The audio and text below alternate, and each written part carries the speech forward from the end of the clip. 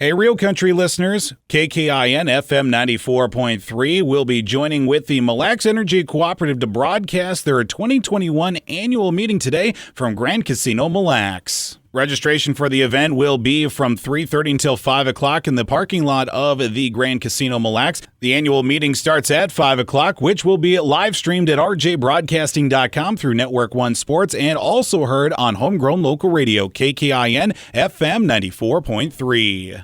Thank you, Tom. Good evening. I'm Harold Harms, your Mille Lacs Board President. I'd like to welcome Mille Lacs members and guests to our annual meeting this year in our safe drive-in format. In addition to broadcasting over the radio, you will find financial and other information in your annual report booklets. For any action on business matters at this meeting, unanimous approval will be recognized unless we hear a majority disapprove with a honk of your horn. If you approve, please remain silent. If you disapprove, honk your horn one time. For the safety of our employees and members, cars should remain parked until are dismissed by a Mille Lacs employee after the meeting. Do we have a quorum? At this point, we do not have a quorum, so we will not be able to conduct a business meeting, but we will give you our reports. And at this time, please join me in the Pledge of Allegiance. I pledge allegiance to the flag of the United States of America and to the republic for which it stands, one nation, under God, indivisible, with liberty and justice for all. Thank you. This time I'd like to announce the appointment of Henry Brucker of Ryan, Brucker & Callis Limited as a parliamentarian for the meeting this evening. The minutes from the 2019 annual meeting are in your packet. We will dispense with the reading of those minutes, and we will not be able to approve or disapprove them, so we'll move on to the agenda. The agenda for tonight's meeting is on the back cover of your annual report booklets that you were given as you came in. And same thing, without a quorum, we cannot approve the agenda, but we will continue with our meeting. The auditing firm of Eide Bailey conducted an audit of our financial records as of December 31st, 2020, in accordance with generally accepted auditing standards and government auditing standards.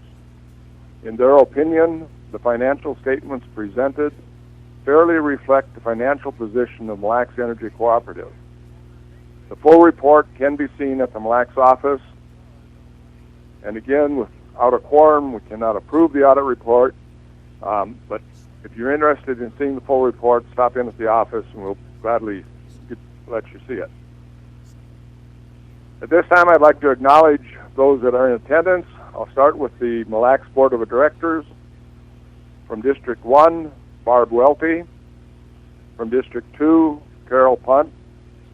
District 3, myself, Harold Harms. District 4, Eileen Demengi. District 5, Don Apple. District 6, Bruce Robinson.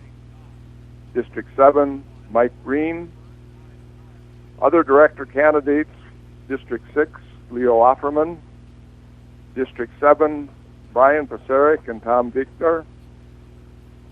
Also, I'd like you to note that Dennis Charles, who had announced that he was running from District 2, has withdrawn from the election for personal reasons. We thank him for his interest and wish him well in the future.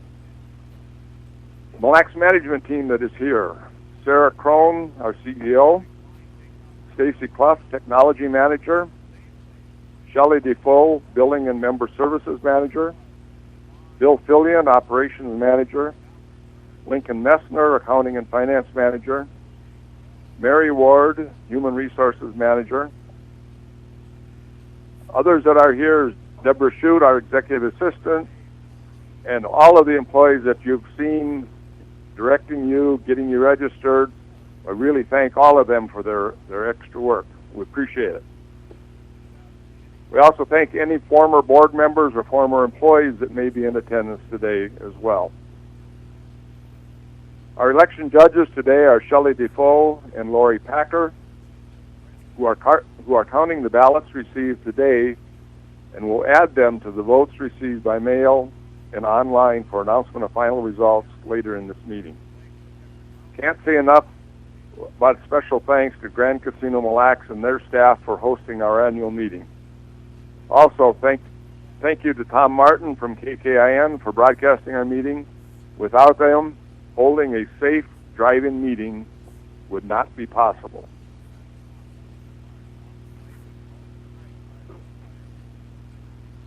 I want to thank you all for coming to our annual meeting. Last year, we were forced to cancel our meeting because of the COVID pandemic. When planning for this year began, it was still not clear what COVID restrictions would be in place. Because of this uncertainty and not wanting to go another year without a meeting, our planning team came up with this drive-in format. A special thank you to that team and their efforts and their determination to find a way to safely hold our annual meeting. At previous annual meetings, I've spoken about change. Changes in our industry, changes in leadership, changes to our area and our members. Tonight, I will focus on the strengths of Mille Lacs Energy Cooperative. Strengths that carried us through this pandemic and strengths that will move us forward through the coming changes, resulting in a cooperative that is co-op strong and well-positioned for the future. Our strength begins with leadership at the top of the organization. Since her arrival, our CEO, Sarah Crone, has shown the energy, passion, and new ideas that we saw when we interviewed her for her position. She has worked diligently with her managers to develop a cohesive leadership team focused on improvements in efficiencies and innovation throughout the organization. Whether it is improving our right-of-way maintenance, rolling out the new advanced metering infrastructure system, expanding broadband opportunities for our members, or the important day-to-day activities of billing, paying bills, helping our members, and keeping track of our finances, the strengths of this team continue to grow. Our employees continue to grow as well. With recent additions, we have a diverse mixture of seasoned veterans and new faces.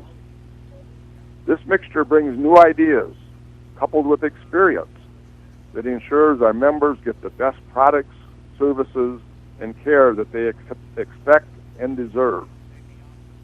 Our employees are all ready to do whatever it takes to keep the lights on and provide products and services our members request. Another strength that I would be remiss if I did not mention is your board of directors. We have 7 diverse backgrounds and personalities. This leads to spirited, well-thought-out discussions as we examine the changes impacting our industry and the Mille Lacs area.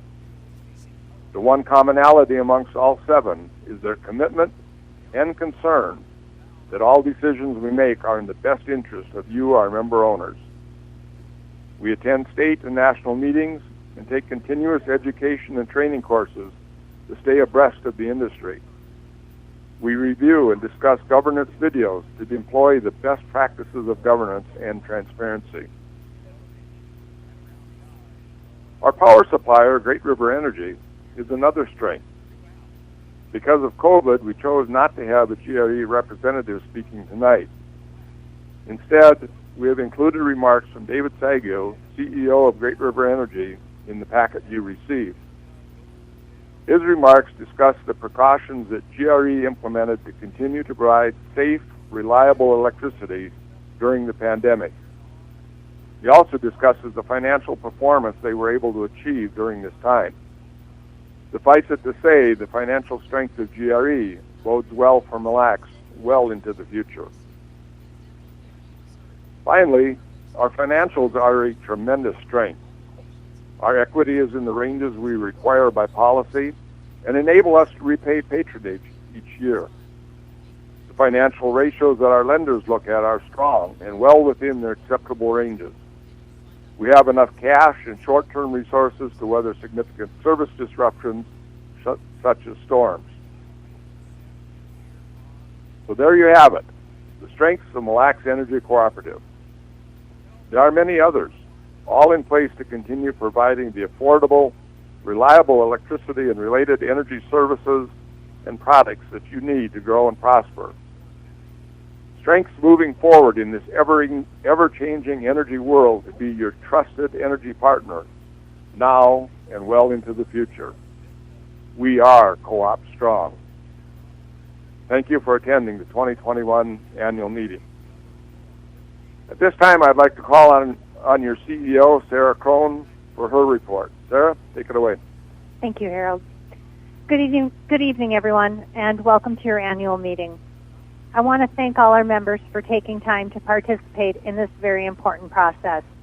Whether you're here in person, listening on the radio, or participating online, member engagement in your electric cooperative is what makes our business model unique, effective, and successful. Thank you to Mille Lacs Band of Ojibwe for extending the use of their parking lot, their trailer. When our team was planning for this event during the pandemic, we didn't know where we would find space large enough to hold vehicles, and the back of the lot here definitely fits the bill. Thank you again to the Mille Lacs Energy Cooperative Board and staff for their hard work and flexibility. Operating this cooperative during a global pandemic has been a challenging yet rewarding event. We have all had to learn how to adjust, and everyone has adapted wonderfully. I'm so proud of how well our team has continued serving our members' needs and supporting our communities in the 3 counties that we serve. Finally, I want to thank our annual meeting planning committee, Shelley, Aaron, Lori, Deb, and Cassie. They spent 9 months planning last year's meeting and had to cancel it due to the outbreak of COVID. None of us would have imagined we'd be dealing with this health crisis 14 months later, yet here we are. They did an amazing job pulling together this drive-in style event so we could hold our meeting this year. And I'm very, very proud of the work they've done, as well as the rest of the volunteers.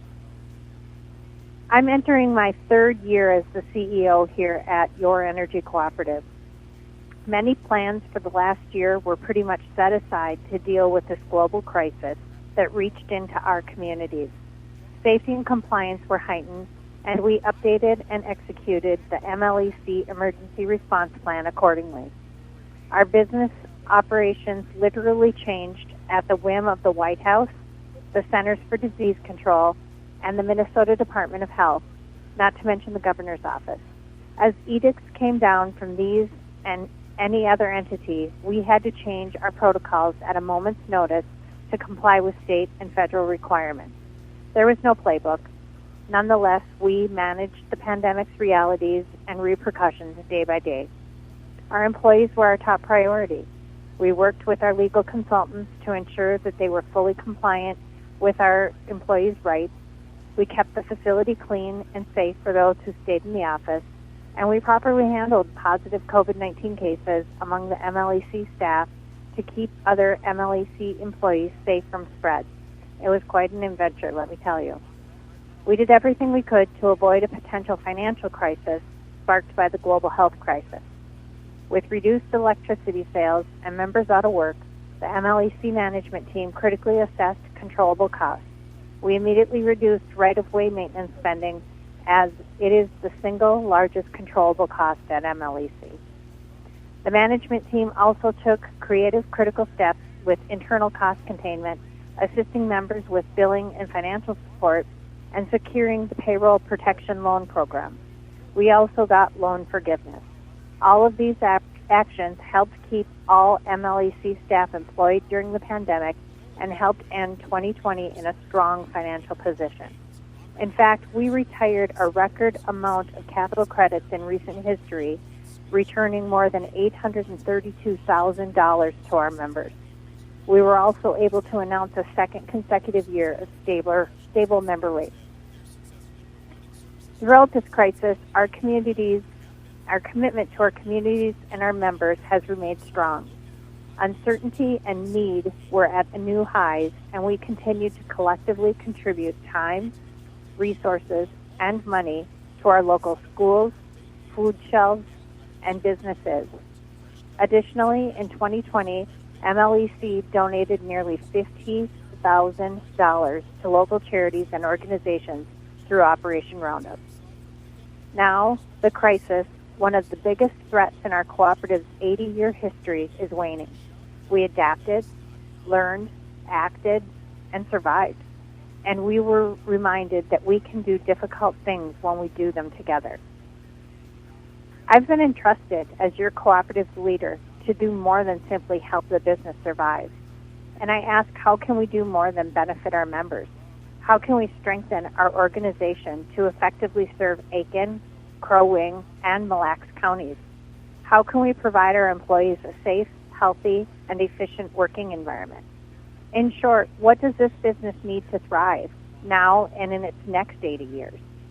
Now is the time for bold, transformative change that's positive for your cooperative, your communities, and your next generation's needs. As you've read in many MLEC outlets and local newspaper articles, our facility does not reflect the work we are currently doing or how our cooperative is evolving. Our facility is too small to house the number of employees we have.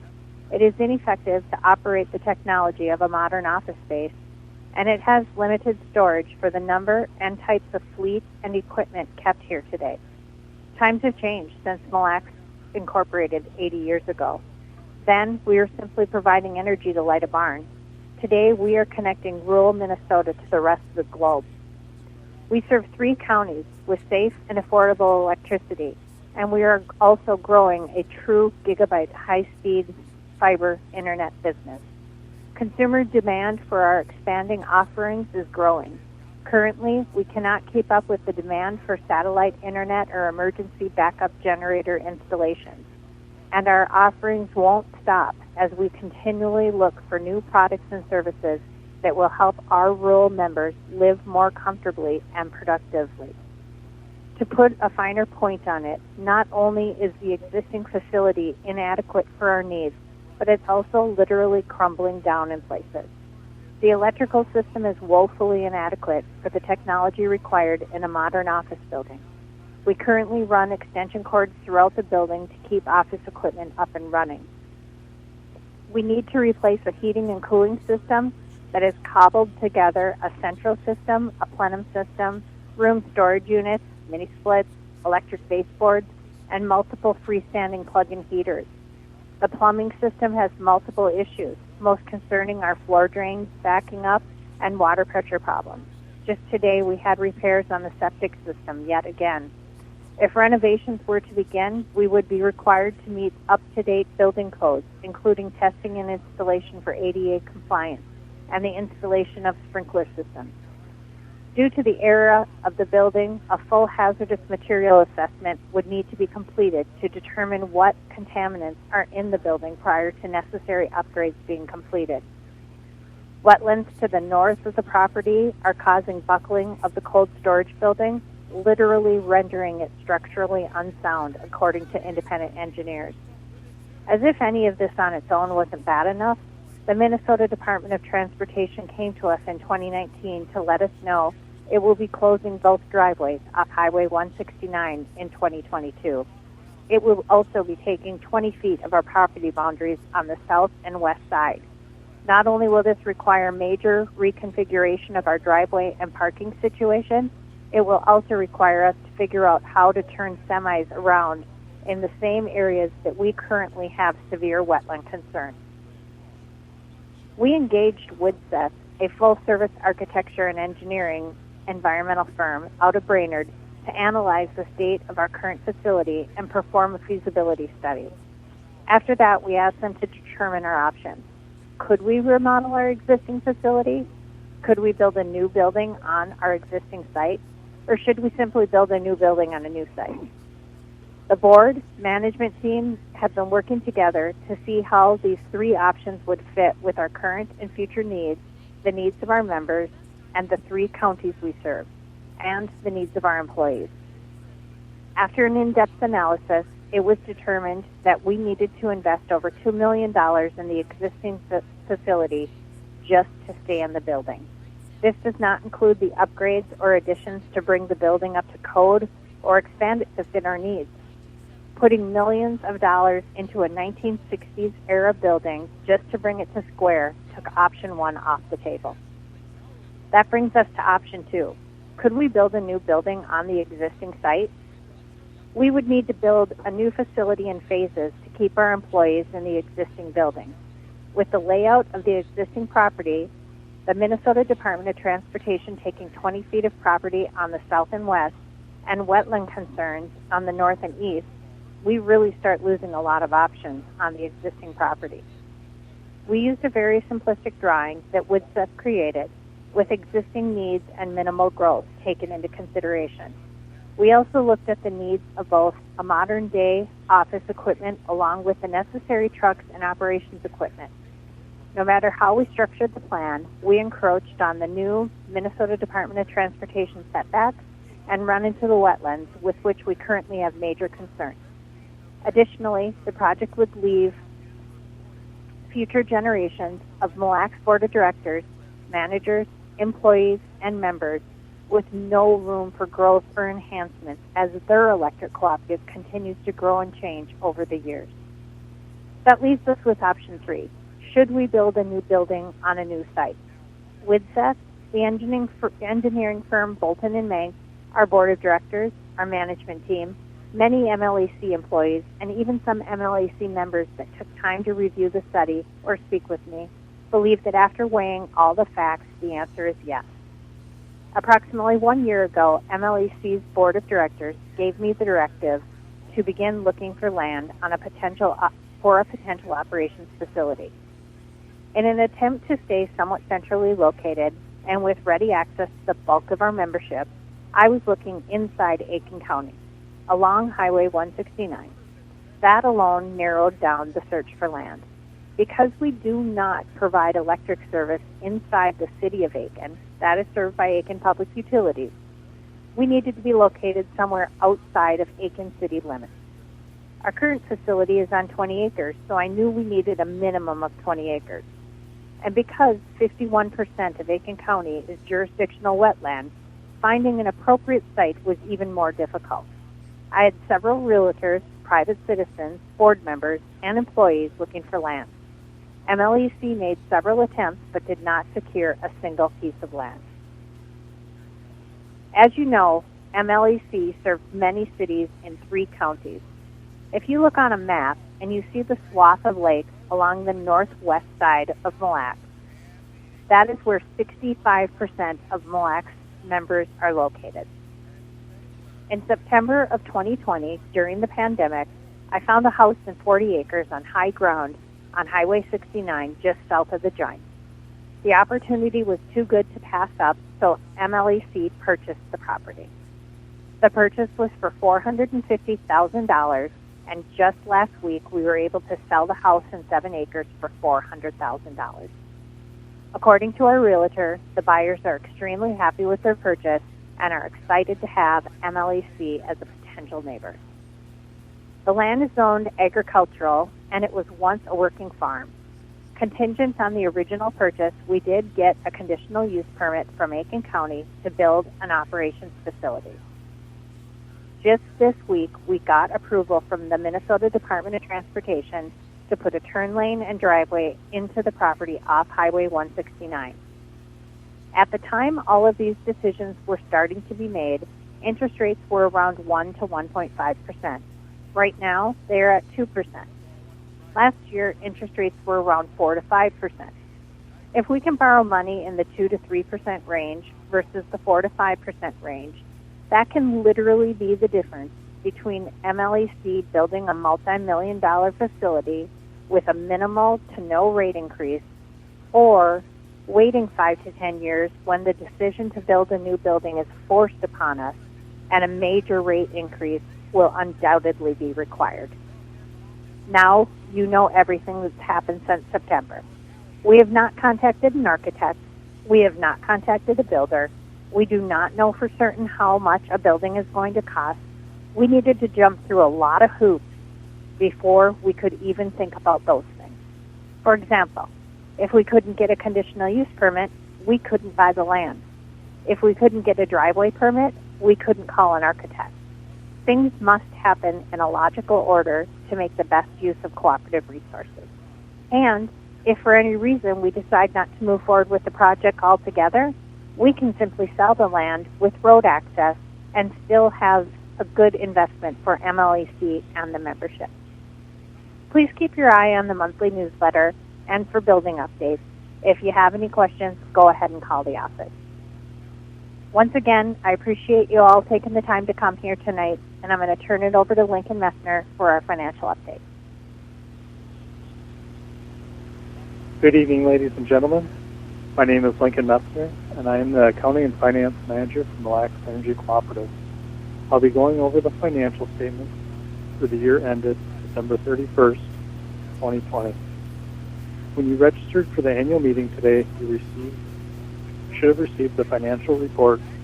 Our auditors, Eide Bailey, completed their audit of our 2020 financial records a few weeks ago. They have issued an unqualified opinion on the financial statement, which is the best opinion you can receive on financial statements. We also have copies of the audit report at our headquarters in Macon should any of you wish to see them. In 2020, we had sales of $27.8 million. On the second page of the financial report shows the breakdown of total sales in the various categories as a percentage of sales. For example, $27.8 million in sales consists of residential sales at 46%, seasonal sales at 18%, small commercial sales at 12.2%, large power sales at 15.6%, and other sales at 8%. The largest expense of the co-op is power cost. In 2020, we purchased over $15.6 million from GRE for the energy we distribute to you, the members. Our operating expenses totaled over $11.5 million for 2020. Operating expenses include operations and maintenance expenses, which total $4.1 million, customer accounts and service expense of $1.2 million, administrative and general expense of $1.5 million, depreciation expense of $3.2 million, and interest expense of $1.5 million. We had non-operating income of a little over $521,000 for 2020. Our non-operating income consists of interest income, sales of generators, water heaters, and fiber and satellite services. We ended the year with net margins of $1,182,000. When you look at our balance sheet, we ended the year with over $82 million in total assets. Our assets, or what we own, consists of almost $74 million in plants, plus accumulated depreciation of $27 million, leaving net utility plants of $47 million. We have over $18.4 million in other property, which consists mostly of capital credits that have been assigned to MLEC from GRE and other organizations. We have current assets of over $14.7 million, which is cash, accounts receivable, inventory, and other miscellaneous assets. We also have some regulatory assets of about $2.4 million, which consists mostly of our buyout of our pension plan a number of years ago. In 2020, we spent over $3.7 million in new plants, service upgrades, plant replacements, and our new metering system. On the equity and liability side of the balance sheet, we have over $30 million in member equity, long-term debt of a little over $45 million, current liabilities of about $6 million, and some deferred credits, which include customer prepayments and unclaimed property of about $772,000. Our equity ratio is currently about 37%, which is a good ratio for electric cooperatives. We have also met and exceeded all of our financial ratios that our loan agreements require us to maintain. In 2020, we retired over $831,000 in capital credits, plus another $120,000 in estate retirements, for a total of $951,000 in capital credits. Over the years, the cooperative has retired over $19 million in capital credits back to you, the members. In 2020, GRE allocated over $400,000 in capital credits to MLEC, which we in turn also allocated back to you, the members. On the last page of our financial report, we have a number of comparative operating statistics for the last 3 years that you can review at your convenience. If anyone has any questions regarding the financial report, please call or stop by the headquarters, and we would be more than happy to discuss them with you. This concludes the financial report, and thank you for attending. And with that, I will turn the meeting back over to Harold. Thank you, Sarah and Lincoln. Thank you for your reports.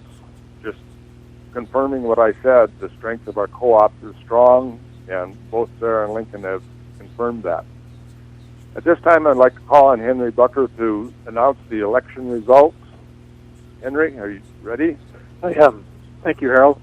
And I just wanted to make one note for clarification for anyone that has this question, is that even though there isn't a quorum necessary for the transaction of business, there is a quorum both for the director election and for the bylaw amendments, and that's because your cooperative bylaws state that in determining a quorum on the question submitted to a vote by mail, members present in person or represented by mail vote shall be counted. So on to the election results. The total number of ballots cast were 1,707. In District 2, Carol Punt, the incumbent, was elected by acclamation.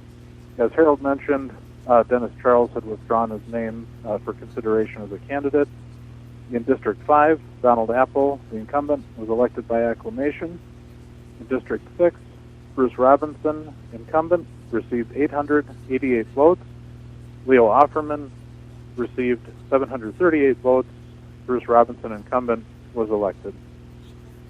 In District number 7, Mike Ream, incumbent, received 816 votes. Candidate Brian Pisarek received 535 votes. Candidate Tom Vinker received 280 votes. Mike Ream, incumbent, was elected. The bylaw changes, bylaw 1, electronic documents, all total in favor, 1,321, opposed 282. Bylaw amendment was approved. Bylaw change 2, correction of CEO title versus general manager, those voting in favor, 1,325. Those opposed, 276, and that bylaw change was approved. Thank you, and with that, I'll turn the meeting back over to Harold. Thank you, Henry. Thank you to for all of the candidates. We appreciate your interest in being here, and we look forward to working with you in the future. As we don't have a quorum, we really don't have any unfinished or new business that we can address. And at this time, we're going to answer the co-op questions. Due to the format of the meeting, we ask that questions be sent in ahead of time, and we have 5 questions. So I will go ahead and address the questions that we received. The first question was really a comment as to why we were actually using the title CEO prior to the bylaw being approved or disapproved. The reason for that is when we reviewed our personnel and our HR requirements, the board felt that the title general manager was no longer appropriate for the position, given the duties and responsibilities. So we made the decision to change that title to CEO, and the bylaw change was just to reflect that decision. Second question: why are we building in a completely wooded lot which will require clear cutting and excavation to even start construction, with access to Highway 169 where the speed limit is 60 miles an hour? Do we have DOT approval for driveway access to Highway 169 in the new location? As Sarah mentioned, the property we own is zoned agriculture and was once a working farm. It is not completely wooded, and we do not intend to clear cut the entire property if we proceed with the project.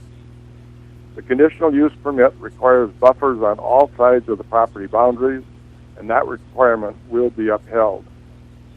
Any property that we would consider construction, including staying on our current location, would require major excavating to even start construction.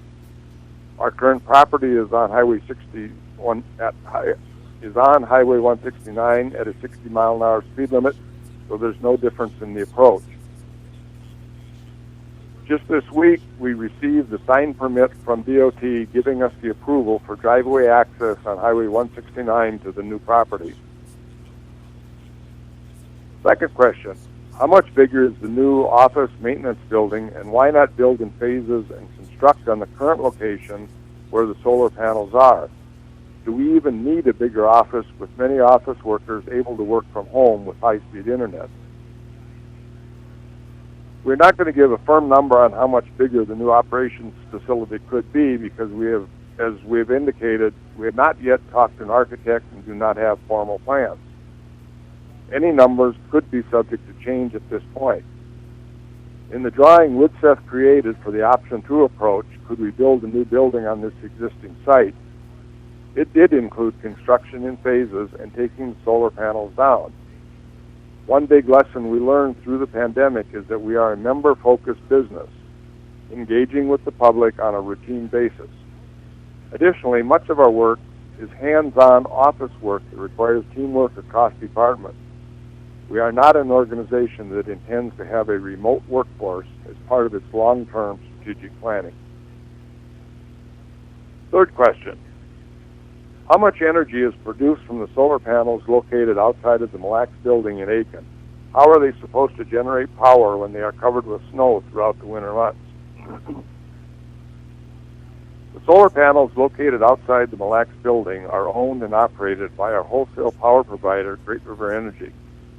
They produce approximately 24,500 kilowatt hours annually.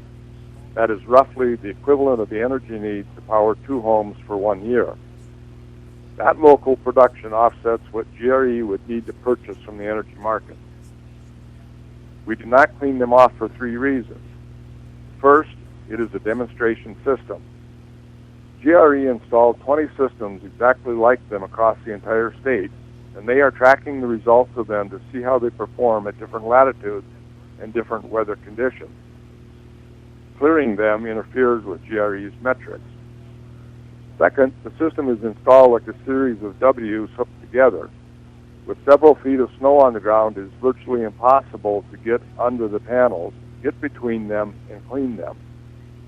Third, the expense to hire a company with the necessary equipment to clear them of snow makes the process very uneconomical.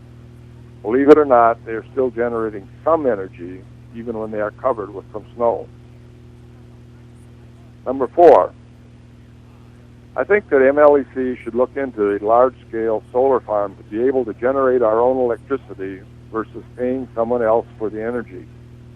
As noted in some of the communication about the new building, interest rates are low, so now may be the time to invest in such a solution. Power rates the co-ops pays will continue to go up, even though that power is also coming more from solar. But payments on solar equipment would not. If I recall correctly, the wholesale purchase of the energy is one of the largest costs of the co-op, so to me it makes sense to look at ways of reducing that. As an added bonus, I would imagine it could create at least some temporary additional jobs in the area, which again I would prefer to see here than elsewhere. Figured I should throw the idea out there, or if it's already been proposed, to offer some additional support for it.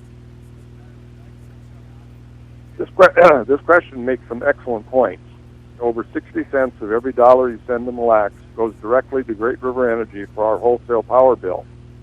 That is not a controllable expense.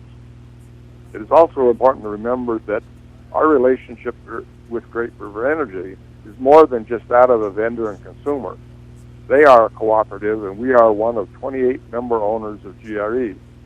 Like us, when GRE has excess margins, they return those margins to us in the form of capital credits, and we pass those capital credits directly on to you. During the pandemic, GRE gave their 28 member cooperatives back millions in pandemic relief funds to help all of us through a time of reduced sales. In our power purchase agreement with Great River Energy, we can take advantage of a 5% option, allowing us to produce up to 5% of our contract requirements through self-generation. When we started talking about a new operations facility, we did discuss the opportunity of including self-generation at the facility if it is built, and we will continue that research as this conversation continues. those are all of the questions that we received. If you have any other questions, please contact the office, and we will gladly try and answer your questions as soon as we can. And at this time, we have no other business, so this concludes the official business of this meeting. Thank you all for coming. Door prize drawings for members present today will be held at the office tomorrow, and prizes will be mailed. Please wait for direction to leave the parking area. You will be directed out. I declare the meeting adjourned, and I thank you all for attending our first and hopefully our last drive-in annual meeting. Thank you, and drive safe. Thank you, and drive safe. Thank you, and drive safe. Thank you, and drive safe. Thank you, and drive safe.